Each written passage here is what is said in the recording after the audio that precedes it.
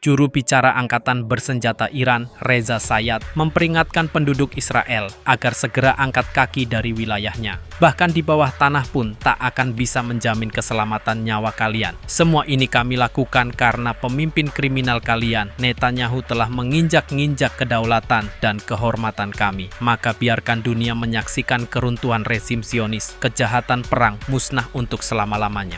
Berikut pernyataan selengkapnya Reza Sayat, juru bicara Angkatan Bersenjata Iran, dalam video berikut ini. بانک کاملی از اطلاعات تمامی اماکن و نقاط حیاتی حساس و مهم شما را در اختیار داریم.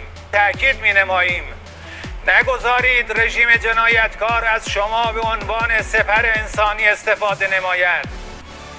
از سکونت و تردد در نزدیکی اماکن یاد شده خودداری کنید و بدانید حضور در پناهگاه‌های زیر زمین برای شما امنیت ایجاد نخواهد کرد.